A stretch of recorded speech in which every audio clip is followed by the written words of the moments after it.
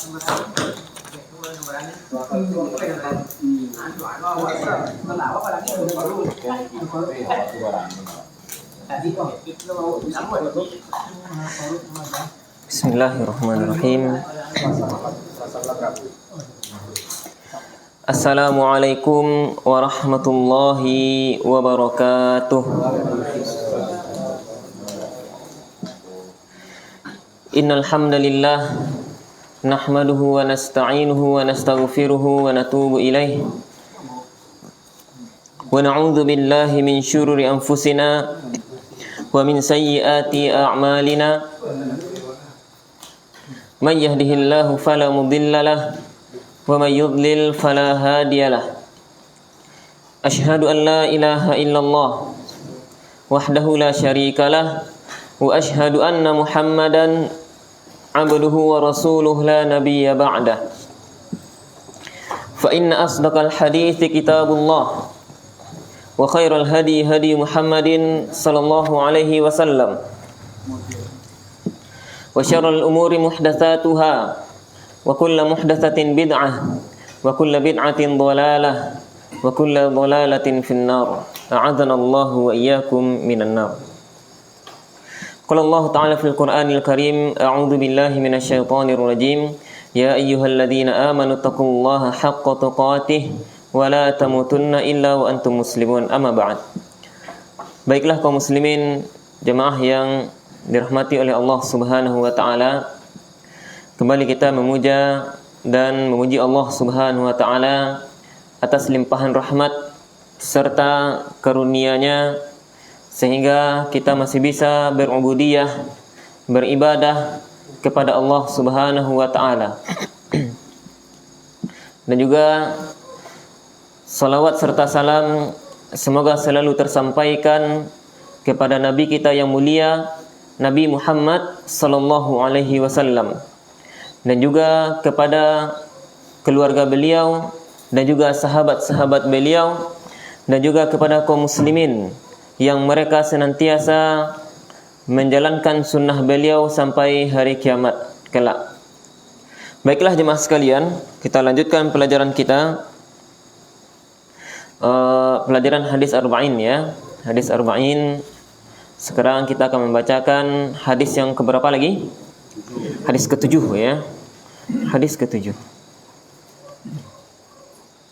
Perhatikan hadis ketujuh. Di sini Imam An-Nawawi rahimahullahu taala beliau mengatakan an Abi Ruqayyah Tamim ibn Uwais atau Tamim ibn Ausin Ad-Dari radhiyallahu anhu, semoga Allah meridhoinya, anna Nabiy sallallahu alaihi wasallam qala, dari Abu Ruqayyah Tamim ibn Ausin Ad-Dari, semoga Allah meridhoinya, bahwasanya Nabi sallallahu alaihi wasallam bersabda, ad-dinun nasihah. Qulna liman? Qala lillahi wa li kitabihi wa li rasulihi wa li a'immatil muslimina wa 'ammatihim. Rawahu Muslim. Di sini Nabi SAW bersabda ad-dinun nasihah. Apa artinya? Ya, agama adalah nasihat ya. Nanti insyaallah akan kita jelaskan apa yang dimaksud dengan an-nasihah di sini.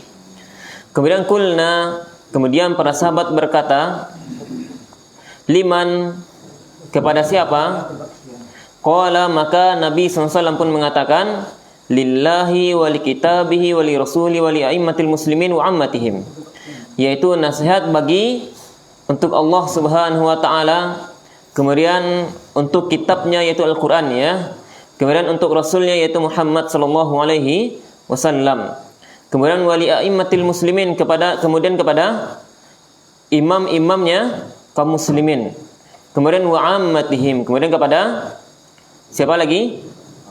Orang-orang umumnya ya, kepada manusia secara umumnya. Hadis ini diriwayatkan oleh Imam Muslim ya. Perhatikan jemaah sekalian, di sini Nabi SAW mengatakan ad-dinun nasihah. Ad-din artinya apa? Agama ya. Yang jelas di dalam agama kita ad-din itu memiliki dua makna ya. Ad-din itu memiliki dua makna. Yang pertama, ad-din yang maknanya adalah apa? Amal ya, atau syariat. Yang pertama itu apa? Ad-din yang bermakna amal atau syariat ya. Yang kedua, ad-din yang maknanya apa lagi? Al-jaza, yaitu apa? Hari pembalasan ya. Maliki yaumiddin, apa artinya? Penguasa hari kiamat atau hari pembalasan, yaitu Allah Subhanahu wa taala. Ini adalah makna ad-din ya. Dan ad-din yang dimaksud dengan di dalam hadis ini adalah apa? Ad-din yang maknanya apa? Syariat atau agama ya. Jadi berbeda makna ad-din antara ad-din dengan millah ya. Terkadang sebagian kaum muslimin mereka mencampur adukkan makna antara ad-din dengan millah ya. Millah kita mungkin enggak asing lagi ya. Terutama bagi teman-teman yang aktif membaca zikir pagi ataupun sore ya. Di sana disebutkan terutama di dalam lafaz zikir asbahna ala fitratil Islam wa ala kalimatil ikhlas. Kemudian apa lagi? Wa ala dini nabiyina Muhammadin sallallahu alaihi wasallam wa ala millati abina Ibrahim hanifan musliman wa ma kana minal musyrikin ya. Perhatikan di sana di dalam satu lafaz zikir ternyata di sana disebutkan dua lafaz itu sekaligus ya, antara ad-din dengan millah. Terkadang sebagian kaum muslimin mereka memaknai millah dengan makna apa? Makna agama, makna ad-din. Mungkin kalau dalam terjemahan itu enggak masalah mungkin ya. Namun kita yang sebagai pelajar mungkin ya, kita yang sudah belajar mungkin kita harus memahami maknanya. Bahwasanya antara makna ad-din dengan millah itu berbeda ya. Itu dua makna yang berbeda. Bukan berarti di dalam zikir tersebut kita yang mempersaksikan diri kita, yang kita mengikuti millah Nabi Ibrahim, bukan berarti kita mempersaksikan diri kita mengikuti syariatnya Nabi Ibrahim. Namun yang dimaksud dengan millah adalah apa? Cara beragama. Karena cara beragama seluruh para nabi adalah sama seluruhnya. Seluruh para nabi mereka memiliki cara agama yang sama, yaitu mereka beragama dengan apa? Dengan tunduk dan patuh kepada Allah. Seluruh nabi cara beragamanya sama. Namun syariatnya berbeda ya. Bagaimana syariat-syariat yang ada pada para nabi itu berbeda ya. Makanya di dalam zikir tersebut ketika kita mengatakan wa ala dini nabiyina, itu kita bahwasanya maknanya apa? Kita mempersaksikan diri kita untuk mengikuti syariatnya siapa? Syariatnya Nabi Muhammad sallallahu alaihi wasallam. Kemudian millahnya yaitu mengikuti millah atau cara beragamanya Nabi Ibrahim ya. Yang mana millahnya cara beragama umumnya para nabi semuanya sama ya. Namun Nabi Ibrahim memiliki keutamaan yang berbeda dibandingkan nabi-nabi yang lainnya. Dan itu pembahasan yang beda nanti ya. Yang jelas itu makna di antara makna ad-din ya, ad-din. Namun sebelumnya jemaah sekalian, hadis ini diriwayatkan oleh salah seorang sahabat ya. Salah seorang sahabat yang bernama Abu Ruqayyah, atau beliau juga terkadang beliau dikenal dengan apa? Tamim ibni Ausin ad-Dari ya. Kalau teman-teman yang sudah membaca hadisnya, di antara hadis yang terkenal yang diriwayatkan oleh apa? Tamim ibni Ausin ad-Dari ya, atau Tamim ad-Dari yang terkenal ya. Mungkin teman bisa kenal beliau ya. Bahwasanya di antara hadis yang paling terkenal yang beliau riwayatkan itu hadis yang berkenaan tentang apa? Tentang Dajjal. Tentang Dajjal ya, yaitu beliau adalah satu-satunya sahabat yang pernah bertemu dengan Dajjal. Di mana beliau pernah terdampar di lautan ya. Dikatakan 3 hari 3 malam ya. Beliau terdampar berhari-hari di lautan, kemudian terdampar di sebuah pulau, kemudian di pulau tersebut beliau bertemu dengan Dajjal ya, bertemu dengan Dajjal. Kemudian pertemuan beliau tersebut dibenarkan oleh Nabi sallallahu alaihi wasallam. Dan setelah pertemuan tersebut tidak ada lagi manusia yang mengetahui tentang apa? Letaknya atau keberadaan tentang Dajjal ya, tentang Dajjal. Kemudian Tamim ibni Ausin ad-Dari itu diantara kunyahnya adalah apa? Abu Ruqayyah. Dan di sini dijelaskan oleh Syekh Utsaimin ya, bahwasanya masih diperbolehkan, yang mana sebelumnya kita pernah menjelaskan bahwasanya dia Di antara untuk menentukan nama kunyah itu kita menentukan nama kunyah dengan nama anak laki-laki. Namun saya ingin menjelaskan, diperbolehkan bagi seseorang untuk mempertahankan nama kunyahnya dengan kunyah anak perempuan apabila nama kunyah tersebut sudah apa? Sudah terkenal ya. Mungkin seseorang memiliki anak pertamanya perempuan, lahir anak perempuan, dia langsung memberikan nama kunyahnya dengan anak perempuan tersebut. Kemudian kunyah tersebut sudah menjadi apa? Sudah menjadi terkenal, orang-orang sudah kenal dengan kunyahnya. Lahir anak yang keempatnya itu anak laki-laki. Maka diperbolehkan bagi seseorang untuk apa? Tetap mempertahankan nama kunyahnya yang apa? Yang perempuan ya. Kalau nama kunyah tersebut telah terkenal. Ini tentang sahabat yang meriwayatkan hadis ini ya. Kemudian ad-din tadi sudah kita jelaskan. Yang dimaksud dengan ad-din di sini adalah syariat ataupun apa? Amal ya. Amal ataupun syariat ya. An-nasihah. Kemudian di sini Nabi mengatakan an-nasihah, yang mana di dalam terjemahan an-nasihah maknanya apa? Nasihat. Namun hakikat dari lafaz an-nasihah perlu kita timbang di sini dengan kacamata bahasa Arab ya. Yang dimaksud dengan an-nasihah di sini adalah al-ikhlas ya, atau ketulusan. Yang dimaksud dengan an-nasihah di sini adalah apa? Adalah ketulusan. Itu pada dasarnya makna nasihat sebenarnya apa? Tulus artinya ya. Makna an-nasihah pada dasarnya adalah apa tuh? Tulus. Sebagaimana istilah yang sudah ma'ruf yang sering kita dengar, taubatan nasuha. Karena nasuh itu maknanya tulus ya.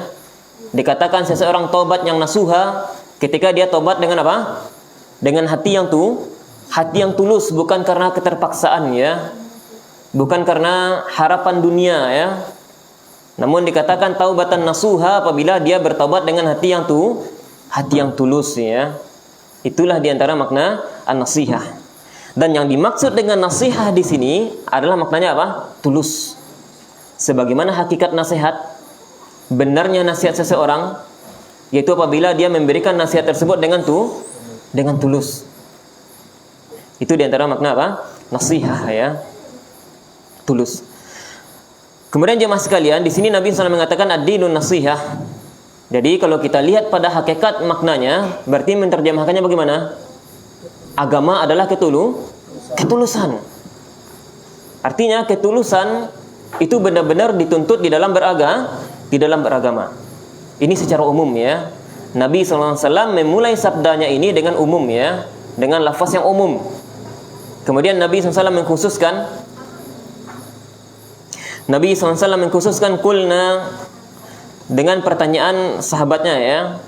Kepada siapa ya Rasulullah? Karena sabda Nabi SAW ini sangat umum ya. Kemudian Nabi SAW mengerincinya lillahi wa li kitabihi wa li rasulihi. Yaitu engkau tulus kepada Allah Subhanahu wa taala, tulus kepada kitabnya, kemudian tulus kepada apa? Kepada rasulnya, kemudian tulus kepada imam-imamnya kaum muslimin. Kemudian tulus kepada apa? Kepada umumnya manusia ya, wa ammatihim. Tulus kepada umumnya manusia. Kemudian di sini Syekh Utsaimin menjelaskan, yang jelas pada dasarnya hadis ini kita diperintahkan untuk berbuat tulus di dalam beragama ya. Sedangkan syariat-syariat yang ada di dalam agama kita itu sangat banyak. Sehingga di sini Nabi SAW merincinya terhadap Allah, terhadap kitabnya, terhadap rasulnya dan seterusnya. Kemudian Syekh Utsaimin menyatakan di antara bentuk seseorang tulus kepada Allah Subhanahu wa taala, maka dia harus memenuhi dua perkara ya. Seseorang ketika dia menyatakan dirinya tulus terhadap Allah Subhanahu wa taala, maka dia harus membuktikannya dengan apa? Dengan dua perkara. Yang pertama yaitu apa? Dengan mengikhlaskan ibadahnya hanya untuk Allah Subhanahu wa taala. Yaitu dengan apa? Dia mengikhlaskan ibadahnya hanya untuk Allah Subhanahu wa taala. Ini di antara bukti seseorang tulus ya, tulus kepada Allah Subhanahu wa taala. Maka dia harus mengikhlaskan ibadahnya hanya untuk Allah Subhanahu wa taala. Dan makna ikhlas apa? Dan makna ikhlas itu apa? Murni atau at-tanqiyah kata Syekh Utsaimin ya. Yaitu murni, yang mana sesuatu yang murni dia tidak akan pernah apa? Bercampur dengan sesuatu yang lain. Apalagi sesuatu yang lain tersebut itu dapat apa? Dapat merusak kemurnian tersebut. Sebagaimana yang pernah diisyaratkan oleh Allah Subhanahu wa taala ya. Sebagaimana tentang kata-kata ikhlas itu pernah diisyaratkan atau diberikan perumpamaan oleh Allah Subhanahu wa taala itu seperti air susu ya. Seperti air susu. Yang mana ini perumpamaan yang sangat mudah dicerna ya. Perumpamaan yang sangat mudah dicerna. Allah Subhanahu wa taala memberikan perumpamaan sesuatu yang murni itu ibarat seperti air susu. Yang mana air susu letaknya di mana? Di perut sapi. Bahkan Allah mengatakan bahwasanya air susu tersebut berada di antara apa? Di antara kotoran dan di antara apa? Di antara darah. Namun yang namanya susu murni, walaupun dia berdekatan dengan apa? Kotoran dengan darah, namun selama-lamanya yang dikatakan susu murni dia tidak akan pernah tercampur dengan apa? Baik dengan kotoran ataupun dengan darah. Kalau tercampur saja setetes dengan apa? Dengan darah ataupun dengan kotoran dari hewan ternak, maka tidak lagi dikatakan dengan apa? Dengan susu murni. Begitu juga dengan ibadah Allah Subhanahu wa taala, ibadah kepada Allah Subhanahu wa taala. Dikatakan seseorang ikhlas beribadah kepada Allah Subhanahu wa taala apabila ibadah-ibadah tersebut tidak sedikit pun tercampur dengan apa? Dengan perusak-perusak ibadah ya, dengan perusak ibadah. Dan sesuatu yang dapat merusak ibadah itu apa? Kesyirikan ya, kesyirikan. Artinya jemaah sekalian, seseorang yang tulus kepada Allah Subhanahu wa taala, yaitu mereka yang bertauhid kepada Allah Subhanahu wa taala dan tidak pernah melakukan kesyirikan sedikit pun ya. Tidak pernah melakukan kesyirikan sedikit pun. Itu di antara makna apa? Ikhlasnya ya.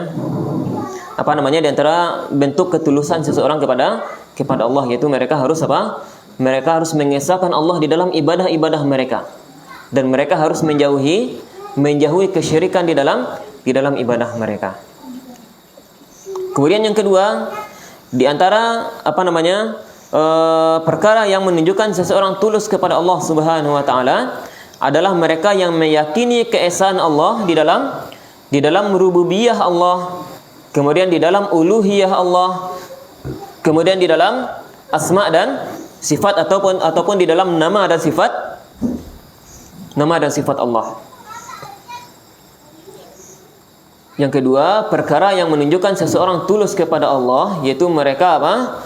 Meyakini keesaan Allah baik di dalam rububiyahnya ataupun di dalam uluhiyahnya ataupun di dalam asma dan sifat. Dan ini merupakan perkara-perkara yang sudah sering mungkin kita pelajari ya. Apa itu rububiyah, apa itu uluhiyah, dan apa itu asma dan sifat ya.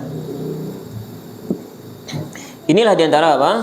Di antara perkara-perkara yang berkaitan dengan ketulusan seseorang kepada Allah Subhanahu wa taala. Kemudian wali kitabihi, kepada kitabnya. Kemudian saya juga menunjukkan di sini menjelaskan seseorang dikatakan tulus kepada Al-Qur'an apabila mereka menunjukkan beberapa sikap ya atau beberapa perbuatan. Di antaranya yaitu apa? Apabila seseorang tersebut membela Al-Qur'an, yaitu dengan membela Al-Qur'an. Bagaimana cara membela Al-Qur'an? Saya ingin menunjukkan di antara bentuk cara pembelaan seseorang kepada Al-Qur'an, yaitu mereka membela Al-Qur'an dari apa? Dari pemikiran-pemikiran yang menyimpang terhadap makna Al-Qur'an. Tentu hal tersebut tidak akan bisa terwujud kecuali dengan belajar ya, dengan mempelajari Al-Qur'an dengan benar ya, kepada para ulama yang dipercaya di dalam mengemban keilmuannya. Dan inilah di antara bentuk apa? Seseorang yang tulus kepada Al-Qur'an. Mereka yang mempelajari Al-Qur'an dengan benar ya, agar mereka terlindung dari pemahaman-pemahaman atau keyakinan-keyakinan yang menyimpang terhadap makna Al-Qur'an. Yaitu dengan membelanya yang pertama ya. Kemudian di antara sikap yang lain, perbuatan yang lain yang menunjukkan seseorang tulus kepada Al-Qur'an adalah dengan apa? dengan membenarkan berita-berita yang ada di dalam Al-Qur'an tanpa adanya keraguan-keraguan. Ini yang kedua ya. Kemudian yang ketiga, dengan menjalankan perintah-perintah yang ada dalam Al-Qur'an. Seseorang yang tulus kepada Al-Qur'an itu apa? Mereka yang menyiapkan dirinya untuk apa? Untuk menjalankan perintah-perintah yang ada di dalam Al-Qur'an. Kemudian yang keberapa lagi? Yang keempat, seseorang dikatakan tulus kepada Al-Qur'an yaitu apa? Ketika mereka menjauhi setiap larangan-larangan yang ada di dalam Al-Qur'an. Kemudian yang kelima, mereka meyakini bahwa hukum yang ada di dalam Al-Qur'an adalah hukum yang terbaik, yang paling baik dibandingkan hukum-hukum lainnya. Yang kelima adalah mereka meyakini bahwa hukum yang ada di dalam Al-Qur'an merupakan hukum yang terbaik dibandingkan hukum-hukum lainnya. Kemudian yang keenam ya. Yang keenam, Syekh mengatakan di antara bentuk seseorang tulus kepada Al-Qur'an adalah mereka yang meyakini bahwasanya Al-Qur'an adalah kalamullah, merupakan firman-Nya Allah atau perkataan Allah. Baik huruf-hurufnya ataupun makna-maknanya. Karena ada juga seseorang yang menyatakan Al-Qur'an merupakan makhluk. Mereka menyatakan Al-Qur'an merupakan bahasa dari bahasanya Muhammad sallallahu alaihi wasallam. Tentu ini merupakan keyakinan yang tidak benar, sehingga keyakinan mereka yang seperti ini itu memunculkan keburukan demi keburukan ya. Banyak keburukannya. Sehingga Imam Ahmad itu dengan tegas mengatakan apa? Bahwasanya Al-Qur'an merupakan kalamullah, dan ini diantara bentuk apa? Syekh mengatakan ini diantara bentuk ketulusan seseorang kepada Al-Qur'an ya, kepada Al-Qur'an. Bahkan Syekh mengatakan apabila seseorang tidak atau melakukan kebalikan dari apa yang beliau sebutkan ini, maka seseorang tersebut tidak dikatakan sebagai orang yang tulus terhadap Al-Qur'an. Karena semuanya merupakan prinsip-prinsip yang ada di dalam akidah. Membenarkan berita-berita yang ada dalam Al-Qur'an, membelanya dari keyakinan-keyakinan yang menyimpang terhadap Al-Qur'an dan lain-lainnya, semuanya merupakan prinsip-prinsip yang ada di dalam apa? Akidah kaum muslimin. Kemudian jemaah sekalian, wali rasulihi. Kemudian Nabi SAW mengatakan yaitu apa? Tulus kepada rasulnya, itu kepada Nabi Muhammad SAW. Kemudian di sini juga dijelaskan oleh Syekh Utsaimin ya. Di antara bentuk ketulusan seseorang kepada Nabi Muhammad SAW ada beberapa perkara yang harus mereka tunaikan. Yang pertama apa? Memurnikan mutabaah di dalam beragama kepadanya. Memurnikan mutabaah atau mengikuti syariatnya. Memurnikan ibadah kita itu sesuai dengan syariat yang dibawa oleh Nabi Muhammad sallallahu alaihi wasallam. Dan ini juga diantara makna ad-din tadi ya. Ketika kita meyakini, sudah memahami bahwasanya yang dimaksud dengan ad-din yaitu syariat, maka kita meyakini syariat tersebut adalah syariat yang telah Allah turunkan kepada Nabi Muhammad sallallahu alaihi wasallam ya. Memurnikan mutabaah. Sebagaimana hal ini disyariatkan bagi kita untuk mempersaksikannya di dalam setiap harinya, terutama di dalam lafaz apa?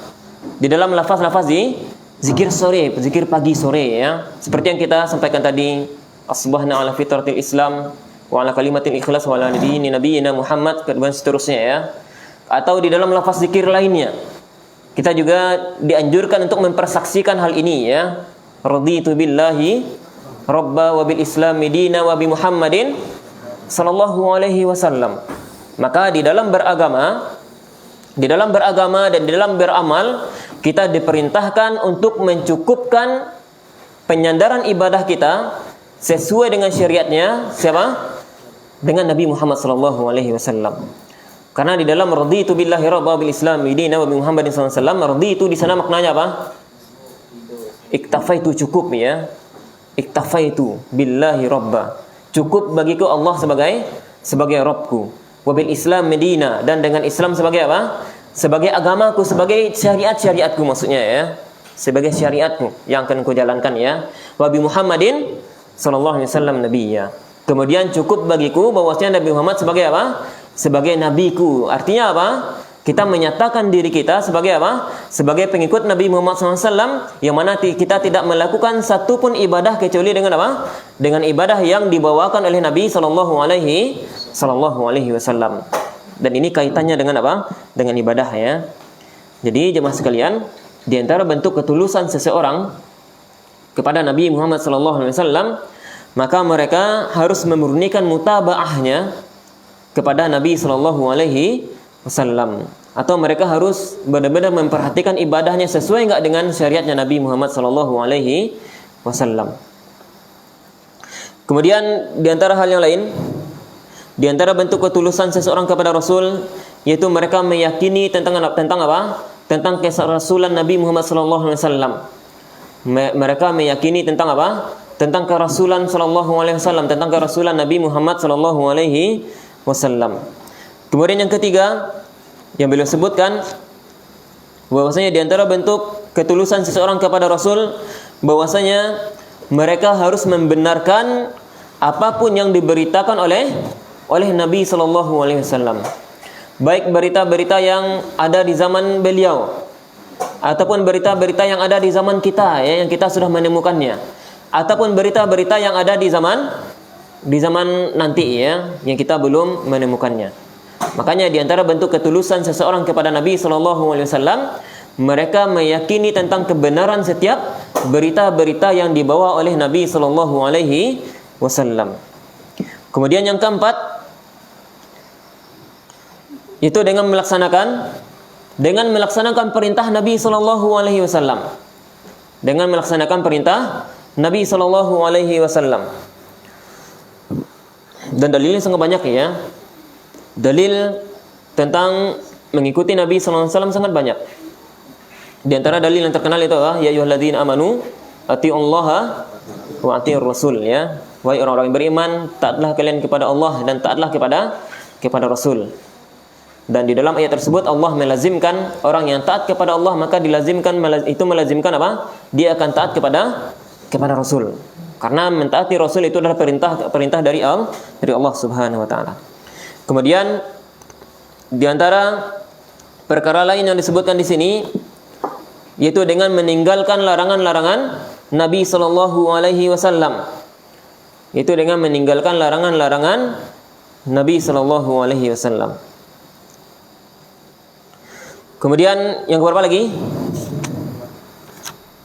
Yang keenam ya.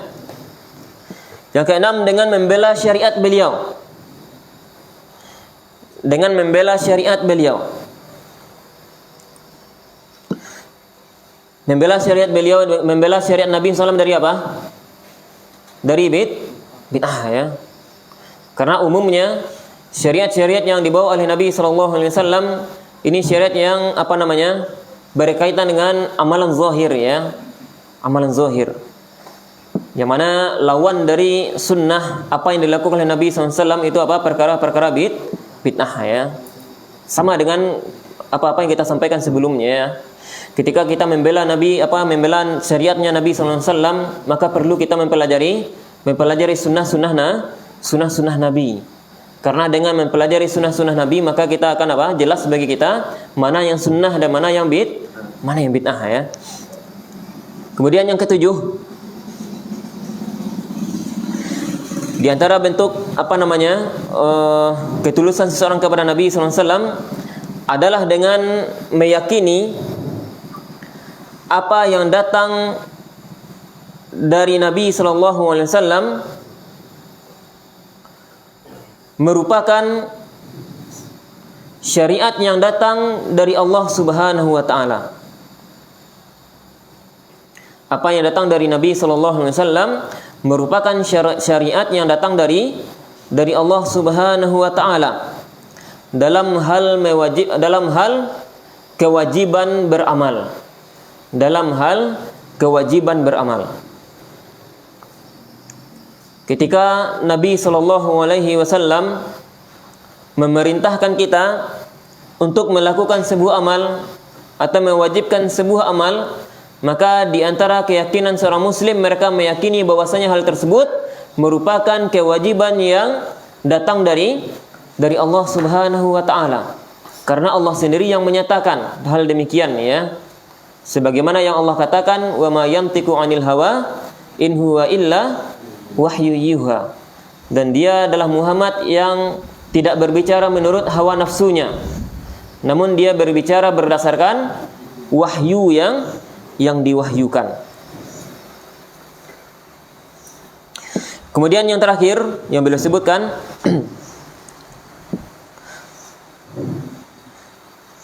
di antara bentuk ketulusan seseorang kepada Nabi SAW adalah membela Nabi ketika masih hidup. Membela Nabi ketika masih hidup. Kemudian ketika Nabi SAW wafat, yaitu membelanya dengan apa? Dengan membela sunnah-sunnahnya.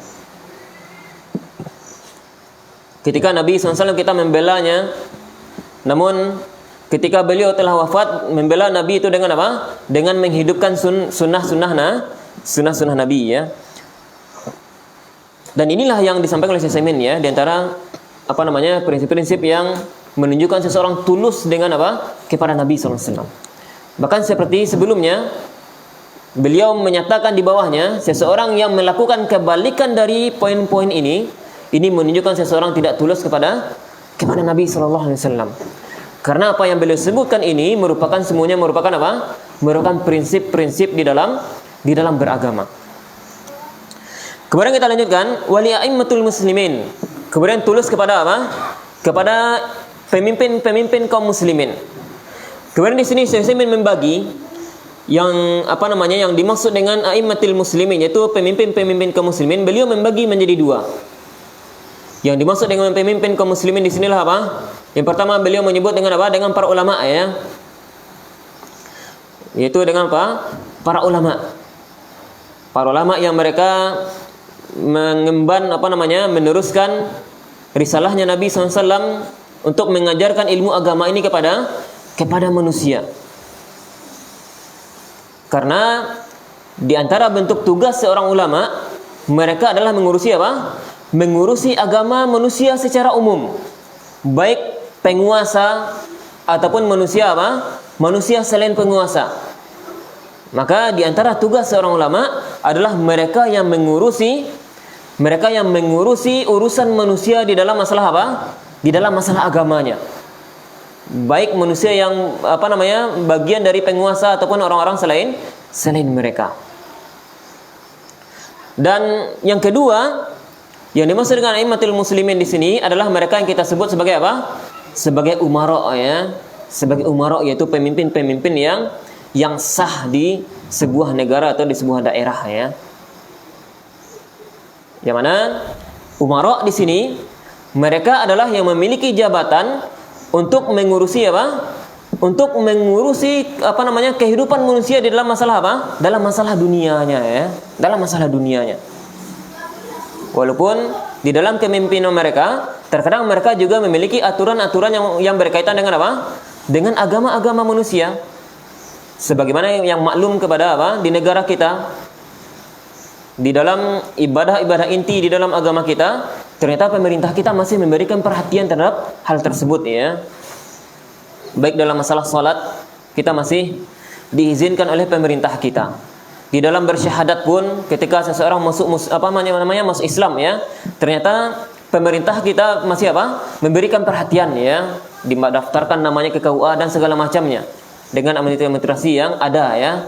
Yang mana ini menunjukkan apa? Perhatian pemerintahan kita terhadap agama kita ya. Zakatkah, apalagi haji. Haji sangat jelas ya. Bagaimana pemerintah kita benar-benar ikut andil di dalam mengurus apa?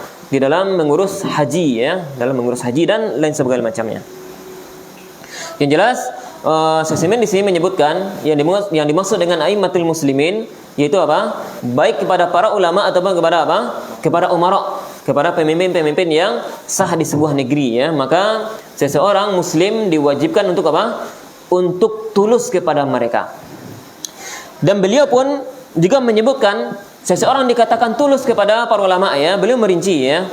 Seseorang dikatakan tulus kepada para ulama apabila mereka melakukan beberapa perbuatan di sini ya.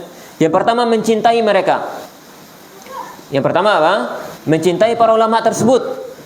Karena tidak mungkin seseorang bisa menjadikan qudwah atau bisa meneladani seorang ulama kecuali dengan apa? Dengan mencintai mereka. Bagaimana mungkin seseorang bisa mengikuti seseorang apabila dia apa? Ternyata dia benci kepada orang tersebut. Bahkan kita bisa melihat contoh di umumnya di masyarakat kita ya. Seseorang rela mengikuti artis-artis yang mereka idolakan. Mereka rela mengikuti itu semua, gayanya baik dari rambutnya, pakaiannya, dari cara tutur katanya dan segala macam, selebrasinya lah segala macamnya ya. Itu didasari karena apa? Didasari kecintaan mereka kepada idola mereka. Sehingga cinta yang ada di dalam hati mereka itu berbuah kepada apa? Kepada teladan ya, kepada meneladani mereka, mencontoh mereka. Makanya Syaikhul di sini menyatakan kepada kita, menjelaskan kepada kita, seseorang tulus kepada para ulama itu dengan apa? Dengan mencintai mereka. Karena cinta kepada para ulama ini akan membimbing seseorang tersebut untuk bisa apa? Untuk bisa meneladani ulama tersebut ya. Untuk bisa meneladani dan mencontoh apa? Mencontoh ulama tersebut. Kemudian yang kedua, membantu dan mendukung mereka dalam menjelaskan kebenaran ya. Membantu dan mendukung mereka di dalam menjelaskan kebenaran. Dan saya di sana memberikan contoh ya. Di antara bentuk bantuan seseorang atau dukungan seseorang di dalam dakwah para ulama mungkin bisa dengan menjual buku-buku mereka, menjual catatan atau tulisan-tulisan mereka dan segala macamnya ya, atau dengan menyebarkan kajian-kajian mereka, atau dengan lain-lain ya, atau lain-lain banyak ya, segala macam bentuk contohnya. Kemudian di antara yang lain yang menunjukkan ketulusan seseorang kepada para ulama yaitu dengan membela kehormatan mereka, dengan membela kehormatan mereka. Sebagaimana hal yang berkaitan dengan ini itu terjadi di zaman kita ya. Betapa banyak sekarang sebagian manusia mereka mulai apa? Mulai melecehkan kehormatan para ulama, mencela para ulama ya, merendahkannya, mencacinya dengan berbagai macam bentuk apa? Tuduhan-tuduhan mereka. Maka di antara bentuk ketulusan seseorang kepada para ulama mereka adalah dengan apa? Dengan menjaga kehormatan mereka. Dengan menjaga kehormatan mereka dari manusia-manusia yang tidak bertanggung jawab dengan apa? Dengan tuduhan-tuduhan mereka kepada para ulama sangat banyak. Sangat banyak ya.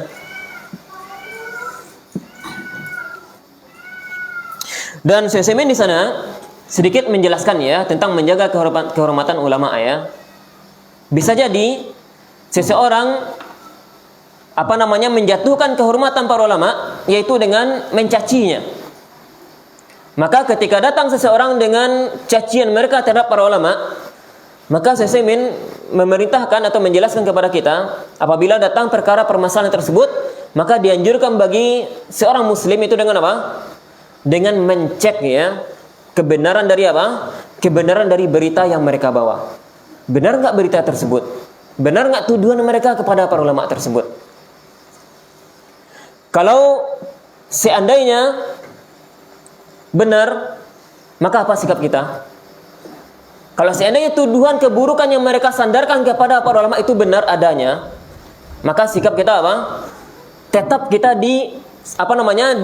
disyariatkan untuk apa? Untuk menasihati para ulama tersebut. Tentu dengan nasihat yang baik ya. Bukan nasihat dengan apa? Dengan mengumbar ya, dengan menyebarkan aib-aibnya, bukan seperti itu. Namun tetap kita diperintahkan apa?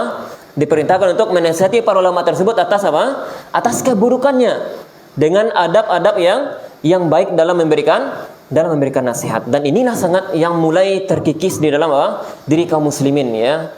Ketika seorang ulama melakukan kesalahan, dengan mudahnya mereka apa? Mereka mengumbar-ngumbar kesalahan tersebut ya, baik dari medsos dan lain-lainnya. Kalau seandainya pun kesalahan tersebut ada benarnya ya, bahkan teman-temannya ikut kajian pun, karena mereka apa? Lalai terhadap adab seperti ini ya. Ketika mereka menemukan kesalahan kepada ustadznya, salah seorang ustadznya, maka terkadang sebagian teman-teman kita pun apa? Mereka lalai terhadap adab ini ya. Mereka dengan semerta-merta mentahzir ustadznya dan lain-lain sebagainya. Sebagaimana yang terjadi di sebagian teman-teman kita, di sebagian daerah kita ya. Di mana Syekh Utsaimin menyatakan di antara bentuk cinta atau ketulusan seseorang kepada para ulama, kalau seandainya datang tuduhan-tuduhan yang buruk kepada para ulama, yang mereka lakukan pertama kali harus apa? Mencek dulu ya. Benar nggak berita yang mereka bawa? Kalau seandainya benar berita tersebut, maka kewajibannya untuk apa? Harus menasihati para ulama tersebut dengan apa? Dengan adab yang baik, bukan berarti mengumbar-ngumbar aib-aib mereka. Yang namanya para ulama, mereka juga manusia. Para ulama juga manusia, mereka bukan malaikat ya.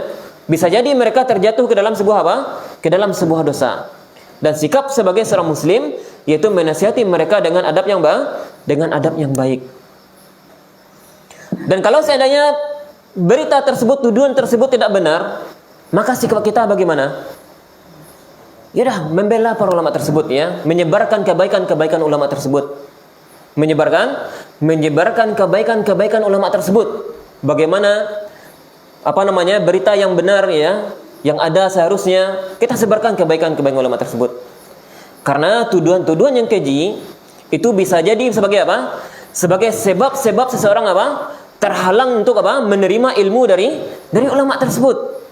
Makanya dengan menyebarkan kebaikan-kebaikan para ulama, Syekh Utsaimin menyatakan bahwasanya dengan menyebarkan kebaikan-kebaikan para ulama itu bisa menjadikan sebab-sebab seseorang bisa apa? Bisa menerima ilmu dari apa? Dari para ulama. Dan terkadang tuduhan-tuduhan tersebut tidak pantas itu dijadikan sebagai apa? Sebagai tuduhan keji kepada para ulama ya. Terkadang seseorang merendahkan kehormatan seorang ulama dikarenakan pekerjaan mereka. Dan ini merupakan tuduhan yang nggak pantas kita tuduhkan kepada para ulama ya. Dan segala macamnya. Sebagaimana permasalahan yang sudah ma'ruf, yang sudah sering kita dengar apalagi di zaman-zaman kita ini ya. Kemudian Syekh Utsaimin menyatakan yang terakhir, sebagaimana itu sudah kita sampaikan, yaitu mengingatkan kesalahan para ulama tersebut dengan apa? Dengan adab ya. Karena bisa jadi seorang ulama itu memiliki kesalahan ya. Namun tetap disyariatkan bagi seseorang ketika dia menemukan kesalahan kepada para ulama, tetap disyariatkan bagi dia untuk apa? Mengingatkan ulama tersebut dengan adab, bukan dengan menyebarkan keburukannya. Mungkin dengan berduaan dengan mereka, dengan ulama tersebut ya. Dengan berduaan, dengan menyampaikannya dengan adab, dengan sopan santun, dengan hikmah dan sebagainya ya. Kemudian kepada umara, sikap yang menunjukkan seseorang tulus kepada umara, seperti yang disampaikan oleh Syekh di sini, kita bacakan saja. Meyakini kepemimpinan dan pemerintahan mereka. Meyakini kepemimpinan dan pemerintahan mereka. Karena dengan meyakini kepemimpinan dan pemerintahan mereka, ini menjadi sebab seseorang mudah untuk taat dan patuh kepada apa? Kepada umara'nya, kepada pemimpinnya. Seseorang yang meyakini tentang kepemimpinan pemimpinnya, ini diantara sebab untuk memudahkan seseorang untuk patuh kepada apa? Kepada pemimpinnya. Kemudian yang kedua, menyebarkan kebaikan-kebaikan mereka di tengah masyarakat. Menyebarkan kebaikan-kebaikan pemerintah kita di tengah-tengah masyarakat. Dan ini sudah sangat sering kita lihat ya. Di antara bentuk mudahnya seseorang masyarakat itu mengingkari pemimpinnya karena apa? Karena adanya kebencian mereka kepada apa? Kepada pemimpinnya. Berbagai macam bentuk berita-berita buruk yang ada pada pemimpinnya, sehingga membuat umumnya masyarakat kita menjadi apa? Menjadi berkurang untuk ketaatannya kepada apa? Kepada pemimpinnya. Sehingga seorang muslim yang mereka tulus kepada pemimpinnya, mereka diperintahkan untuk apa? Untuk menyebarkan kebaikan-kebaikan penguasanya. Sehingga dengan dengan meyakini adanya kebaikan-kebaikan kepada penguasa, itu memudahkan seseorang untuk taat dan patuh kepada penguasa selama itu tidak bertentangan dengan syariat Islam. Kemudian yang ketiga, dengan melaksanakan perintah mereka dan menjauhi apa yang mereka larang, ya, selama itu tidak bertentangan dengan syariat Islam. Kemudian yang keempat, yaitu dengan menutupi aib-aib mereka sebisa mungkin. Itu apa? Dengan menutupi aib-aib mereka sebisa mungkin, ya. Sebagaimana yang dilakukan oleh Usamah bin Zaid, ya. Ketika Usamah bin Zaid berbincang-bincang dengan khalifah di saat itu, ya. Usamah bin Zaid berbincang-bincang dengan khalifah di zaman beliau. Maka Usamah bin Zaid ditanya oleh manusia, ya, bagaimana engkau, apa yang telah engkau ucapkan, apa yang telah engkau lakukan terhadap pemimpin atau terhadap khalifah engkau? Apakah engkau telah menasihati khalifah engkau ataukah tidak? Ketika manusia bertanya kepada Usamah bin seperti itu, maka Usamah bin Zaid mengambil sikap apa? Mengambil sikap diam. Mengambil sikap diam, ya. Karena sudah jelas Usamah bin Zaid radhiyallahu anhu telah memberikan nasihat kepada khalifah di zaman itu, ya. Telah memberikan nasihat kalau disampaikan kepada manusia, Usamah bin Zaid itu khawatir agar akan tersebarnya aib-aib yang ada pada kekhalifahannya. Ini diantara bentuk sikap salafus saleh kita, ya, orang-orang yang pendahulu kita. Bahkan kebaikan yang telah mereka lakukan terkadang tidak mereka ekspos kepada manusia ramai, kepada manusia banyak, dengan tujuan apa? Agar tidak tersebarnya keburukan-keburukan penguasa mereka. Karena keburukan penguasa ketika diketahui oleh masyarakat, itu bisa menjadikan seseorang apa? Berkurang ketaatannya kepada penguasa mereka. Yang terakhir bentuk tunduknya seseorang kepada pemerintah atau kepada penguasa mereka, itu apa? Tidak memberontak kepada mereka, ya. Tidak memberontak kepada pemerintah. Kecuali dengan satu syarat. Seseorang diperbolehkan memberontak kepada pemerintah, syaratnya apa? Apabila terlihat terhadap pemerintah tersebut apa? Dengan apa? Kekufuran bawah, ya. Itu kekufuran yang nyata, bukan samar-samar. Syekh bahkan memberikan contoh bentuk kekufuran nyata bagaimana? Apabila kita benar-benar melihat pemerintah itu sujud kepada berhala, ya. Atau apabila kita melihat pemerintah tersebut mereka benar-benar mengingkari itu mencela Allah Subhanahu wa taala. Mereka mencela Allah Subhanahu wa taala dengan lisannya, terdengar oleh telinga, ya. Itu diantara contoh-contoh yang disebutkan oleh Syekh bukan kekufuran yang masih samar-samar, ya. Ini dengan syarat apa? Syarat yang diperbolehkan seseorang untuk memberontak. Tapi perhatikan, para ulama menyatakan apabila pemerintah tersebut melakukan kekufuran yang nyata, maka memberontak tersebut hukumnya hanya sebatas apa? Hanya sebatas mubah, bukan wajib, ya. Bukan wajib sebagaimana diyakini oleh sebagian kaum muslimin. Seolah-olah ketika pemerintah tersebut merupakan perintah zalim, seolah-olah mereka wajib memberontak, ya. Wajib memberontak, mengkudeta dan lain sebagainya macamnya. Para ulama menjelaskan, apabila pemerintah tersebut, seorang penguasa melakukan kufur bawah, kekafiran yang nyata, itu pun hukumnya hanya sebatas apa? Hanya sebatas boleh, bukan wajib, ya. Apalagi kesalahan tersebut bukan kesalahan yang berkaitan dengan kekufuran.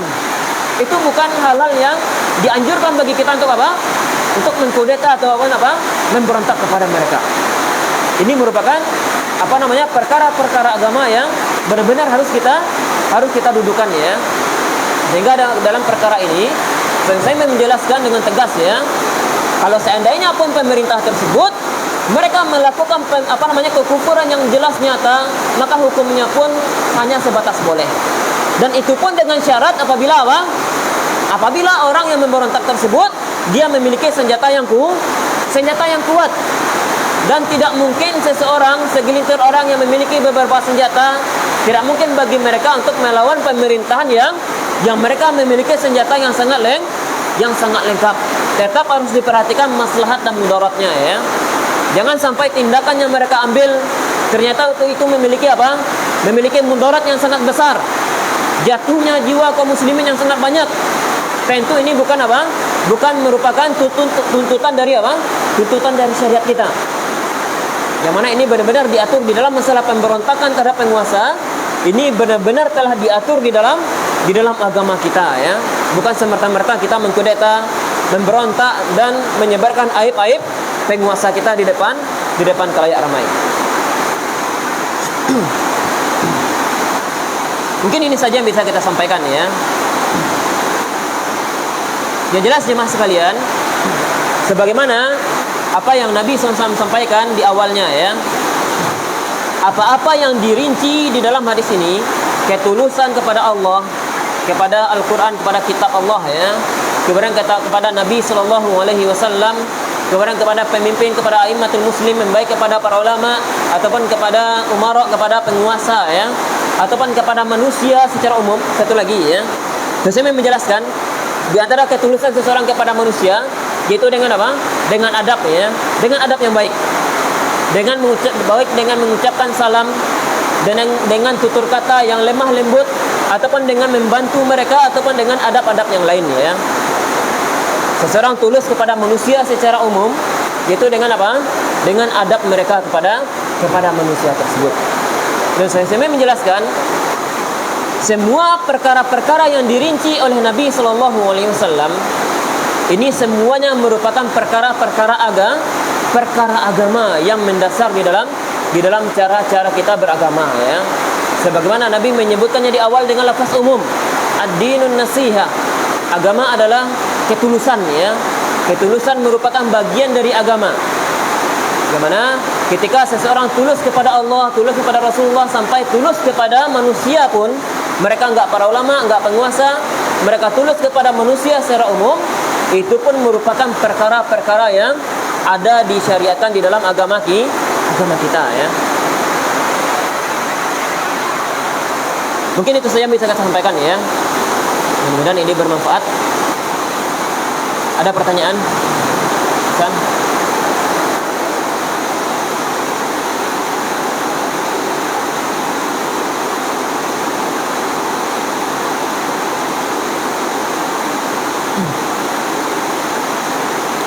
Di sini ada pertanyaan sangat penting, ya. Bagaimana sikap seseorang penuntut ilmu tentang apabila terjadi permasalahan antara satu ustadz dengan ustadz lain? Maka sikapnya apa? Sikapnya diam. Sikapnya diam, ya. Permasalahan di antara para ulama ataupun di antara para ustadz itu bukan ranahnya penuntut ilmu. Karena ikut campur di dalam permasalahan ulama atau di dalam permasalahan ustadz itu akan menghabiskan waktu dan akan menimbulkan mudarat, ya, akan menimbulkan perpecahan, mudarat segala macamnya. Sebagaimana sebagian teman-teman kita ketika mereka ikut campur terlalu jauh di dalam permasalahan para ustadz ataupun para ulama sampai terjadi apa? Perpecahan di antara mereka. Berpecah di antara mereka, ya. Sehingga adanya kelompok ustadz fulan, adanya kelompok ustadz fulan, adanya kelompok ulama ini, adanya kelompok ulama itu, dan segala macamnya.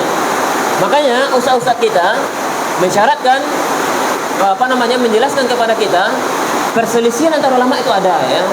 Perselisihan di antara para ustadz pun ada. Maka sikap kita sebagai penuntut itu apa? Diam dan fokus untuk ilmu. Karena itu akan apa? Akan banyak membuang tenaga kita, membuang waktu kita, ya. Karena bercerita tentang fitnah itu enak, ya. Bercerita tentang keburukan ustadz ini sangat enak. Kalau kita berlarut ikut campur terlalu jauh terhadap itu, maka itu akan apa? Membuang-buang waktu, membuang apa? Pikiran kita, tenaga kita, ya. Nah, mungkin itu jawabannya, ya. Mungkin cukup lagi, ya. Ada pertanyaan? Mungkin? Enggak. Mungkin cukup. Kita tutup dengan doa kafaratul majelis. Subhanakallahumma wa bihamdika asyhadu an la ilaha illa anta astaghfiruka wa atubu ilaika. Wassalamualaikum warahmatullahi wabarakatuh.